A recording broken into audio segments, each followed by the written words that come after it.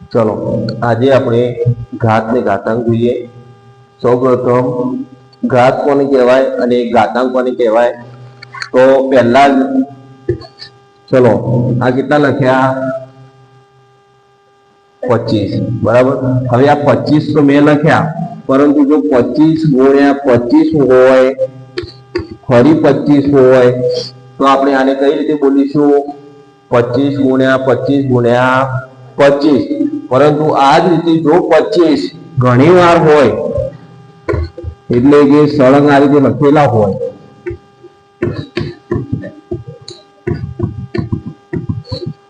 તો આપણે આને બોલવામાં શું થશે વાર થશે।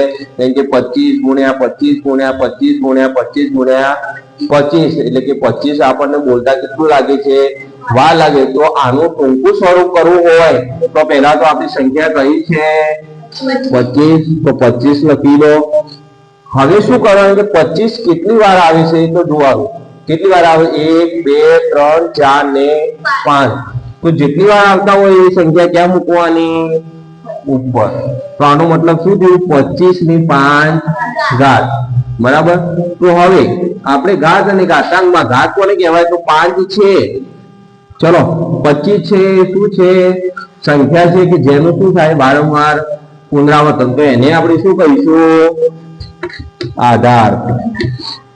ચલો હવે 25 કેટલી વાર છે તો 5 વાર છે, તો 5 ને આપણે શું કહીશું ઘાતાંક, કે જેને આપણે ઘાત વડે બોલીએ છીએ। એટલે કે 25 ની 5 ઘાત ખબર પડી ગઈ આટલે સુધી કે જે સંખ્યાનું પુનરાવર્તન થતું હોય એને કહીશું આધાર, અને જે સંખ્યા જેટલી વાર હોય એટલે કે આપેલી સંખ્યા જેટલી વાર હોય એને આપણે શું કહીશું ઘાત, એટલે કે એને આપણે કહીશું ઘાતાંક। ચલો આટલે સુધી ખબર પડી। જેના ઉપર સંખ્યા રહેલી છે એનું મેન શું કહેવાય આધાર કહેવાય, આને કહેવાય ઘાતાંક। તો આજે આપણે આધાર અને ઘાતાંક વાળા પદોનું ભણવાનું છે બરાબર।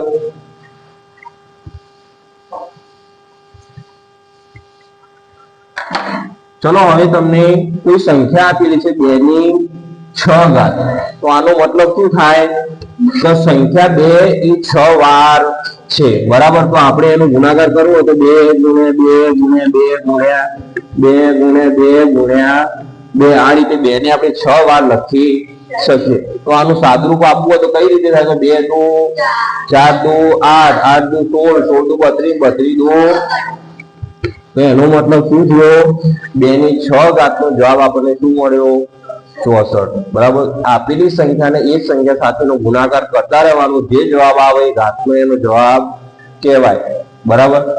ચલો હવે એક સંખ્યા માટે તો ખબર પડી ગઈ। હવે તમે 7મામાં ભણ્યા હશો બરાબર કે કદાચ 2 પંચમાં 2 ની 5 ઘાત ગુણ્યા 2 ની 3 ઘાત આપેલી હોય તો તમે શું કરશો, તો હવે ઓછું હોય તો તમને ખબર પડી જશે કે 2 5 વાર કરશો તમે, અને પછી ગુણાકાર કરી પાછા 2 કેટલી વાર કરીશું 3 વાર બરાબર। હવે આનો ગુણાકાર કરીશું, પરંતુ હવે જ્યારે અહીંયા 5 ને 3 છે તો ફાવશે, પરંતુ જો અહીંયા કદાચ 2 ની 5 ની જગ્યાએ 2 ની 50 ઘાત હોય અને 2 ની 30 ની 3 ની જગ્યાએ 32 ઘાત હોય તો આપણે 2 ની 50 અને 30 ઘાત લખી શકીએ નહીં। તો એના માટે શું કરવાનું, જ્યારે નીચેનો આધાર સમાન હોય તો ઉપરની ઘાતનો શું થશે સરવાળો। તો ચલો એનો મતલબ 2 ની 50 ઘાત વત્તા શું થઈ જશે બરાબર। જ્યારે નીચેનો આધાર સમાન હોય અને ગુણાકાર હોય તો એનો મતલબ ઉપરની ઘાતનો શું થશે સરવાળો। તો 2 ની 50 વત્તા 32 એટલે કે 2 ની કેટલી ઘાત થશે 2 થઈ ગયું। તો આ તમારો શું છે જવાબ, ખબર પડી। જ્યારે કોઈ ગુણાકારમાં ઘાત વાળા જ્યારે આપેલા હોય સંખ્યા તો એના આધાર સમાન હોય તો ઉપરની ઘાતનો શું થશે સરવાળો। ચલો આટલે સુધી ઓકે। ચલો હવે ગુણાકાર સુધી તો ઠીક છે, હવે તમારા હાથમાં આવે છે ભાગાકાર। કદાચ તમને એમ આપ્યું હોય કે 2 ની 50 ઘાત ભાગ્યા 2 ની 25 ઘાત બરાબર। ચલો 2 ના 50 અને 2 ની 25 ઘાત તમને આપેલી છે. ચલો હવે શું થશે તો અહીંયા ગુણાકાર છે નહીં ભાગાકાર. જો ગુણાકાર હોય તો બંને ઘાતોનો શું કરતા આપણે સરવાળો. ચલો અહીંયા ભાગાકાર છે તો બંને ઘાતોનો શું થશે બાદબાકી થશે. તો કઈ રીતે થશે તો 2 ની 50 ઘાત ઓછા 25 ઘાત. તો કેટલો જવાબ આવશે 2 ની ખબર પડી ગઈ. તો આ શું છે તમારો જ્યારે ગુણાકાર હોય બંને આધાર સમાન હોય તો ઉપરના પદોનો સરવાળો થશે.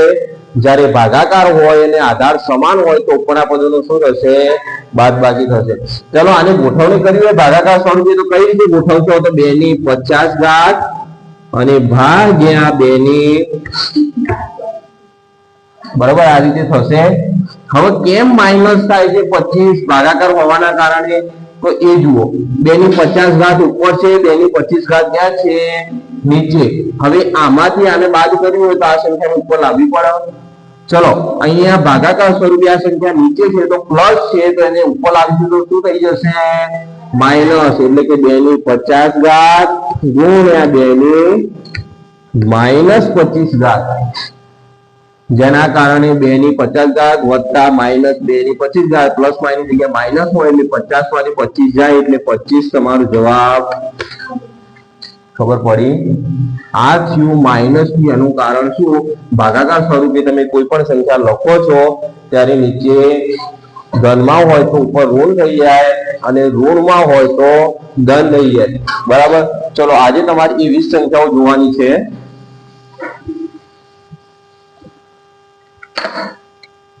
ચલો તમને કોઈ એક સંખ્યા આપેલી છે 3 ની -8 ઘાત વત્તા 5 આપેલા છે. બરાબર. 5 ની કોઈ ઘાત તમને આપેલી છે નહીં. બંનેના આધાર કેવા છે જુદા જુદા. ચલો બંનેના આધાર જુદા હોય તો શું કરવાનું તો જુઓ -3 ની 8 ઘાત છે. ચલો આ ઘાતને આપણે પ્લસમાં ફેરવવી પડે. પ્લસમાં ફેરવવા માટે શું કરીશું એક ઉપર મૂકી એને ક્યાં લઈ જઈશું નીચે. તો નીચે ઉપર માઇનસ માંથી નીચે કેવામાં થઈ ગઈ પ્લસમાં થઈ ગઈ. તો 1/3 ની 8 ઘાત વત્તા 5. ચલો હવે 3 ની 8 ઘાત નું આપણે શું કરી દેવાનું જવાબ કરી દેવાનો. 3 ની 8 ઘાત એટલે કેટલા થાય ચલો અહીંયા 5 નીચે 1 મૂકી દેવાના. 3 ની 8 ઘાત એટલે 1 2 3 4 5 6 7 અને 8. બરાબર. હવે વત્તા 5 અને એની નીચે શું છે 1. હવે આ જવાબ જે આવે એનો આપણે શું કરી દેવાનું લસા લઈ લેવાનો. એ લસા આની સાથે ગુણી દેવાનો એટલે તમારો જવાબ શું થઈ જશે કમ્પ્લીટ. ખબર પડી. ત્યારે કે જ્યારે બંને આધાર અલગ હોય અને પ્લસ શું હોય વચ્ચે ચિહ્ન હોય. જો ગુણાકાર હોય તો આ રીતે કરવાની જરૂર પડતી નથી કેમ કે લસા એમાં આવે નહીં. જ્યારે અહીંયા પ્લસ અને માઇનસ હોય તો તમારે અહીંયા ગુણાકાર કરવાનો રહેશે.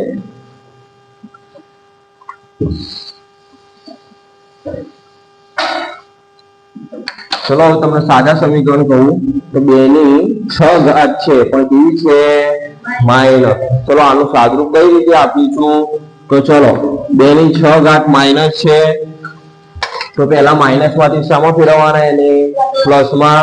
પ્લસમાં ફેરવવા માટે શું કરશું એ સંખ્યાને નીચે લઈ જશું.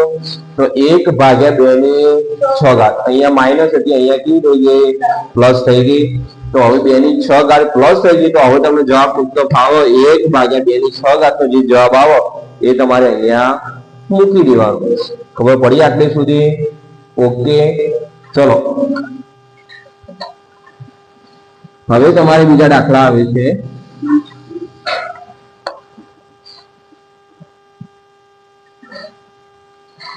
ઓકે જુઓ 2 ની 5 ઘાત હોય પછી અહીંયા ગુણ્યા હોય એ જ 2 ની 3 ઘાત હોય અને બીજી એની 2 ઘાત હોય. બરાબર.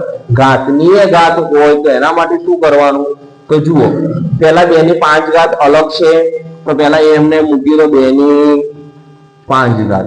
બરાબર.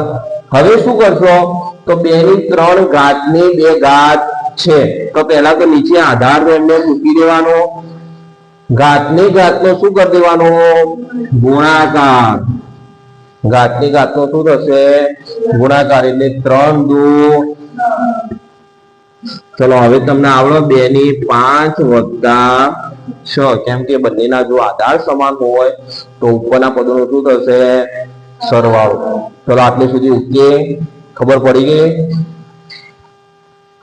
ચલો હવે આના જ દાખલામાં અહીંયા પ્લસ તરીકે તમને આપેલી છે 3 ની 5 ઘાત, સોરી 3 ની 2 ઘાત, બરાબર. હવે જુઓ આ કરતા એનું તો પેલા એમને એમ કરવાનું. શું કરવાનું? તો 2 ની 5 ગુણ્યા 2 ની 6 વત્તા 3 ની 2 ઘાત. ચલો આટલે સુધી તમને ખબર છે. હવે 2 ની 5 વત્તા 6, કેમ કે બંનેમાં આધાર શું છે? સમાન છે, વચ્ચે ગુણાકારનો ચિહ્ન છે, તો બંને ઘાતનો શું થશે? સરવાળો. તો 2 ની 11 ઘાત વત્તા 3 ની 2 ઘાત. ચલો હવે જુઓ તમારે શાનું ચિહ્ન છે? સરવાળાનું. અહીંયા 11 ઘાત ને 2 ઘાત, એટલે બંને વચ્ચે સરવાળો બાદબાકી થશે નહીં, કેમ કે વચ્ચે ચિહ્ન છે શાનું? સરવાળાનું. અને બંને સંખ્યાઓ એટલે બંને આધાર કેવા છે? જુદા જુદા. એટલે બંનેનું સાદુરૂપ આપી અને પછી એમનો શું થશે? સરવાળો. બરાબર. 2 ની 11 ઘાત નું સાદુરૂપ આપી પછી એની સાથે 3 ની 2 ઘાત એટલે 9 સાથે સરવાળો કરીએ, જે જવાબ આવે આ સમીકરણનો જવાબ કહેવાય. પડી ખબર? પરંતુ જો એક અહીંયા 3 ની 2 ઘાત ને એની ઉપર 1 આપેલું હોય અને અહીંયા પણ શું થઈ જશે? 1. એટલે એના કારણે આપણો અહીંયા જવાબ શું થઈ જશે? 1/3 ની 2 ઘાત. બરાબર. 3 ની 2 ઘાત એટલે 2 ની 11 ઘાત નીચે 1 વત્તા 1 ની 9 ઘાત. હવે અહીંયા પ્લસ નું ચિહ્ન છે, અહીંયા 9 છે, તો અહીંયા આપણે આ બંનેનું સાદુરૂપ આપવા માટે શું કરવું પડશે? લસા લેવો પડશે. અહીંયા 9 છે તો લસા અહીંયા કેટલો લેવાનો? 9. તો 2 ની 11 ઘાત ને 9 વડે શું કરી દેવાના? ગુણી દેવાના. ખબર પડી? અને એનો જે જવાબ આવે એમાં 1 ઉમેરી દો એટલે તમારો શું થઈ જશે? જવાબ. ખબર પડી આટલી સુધી?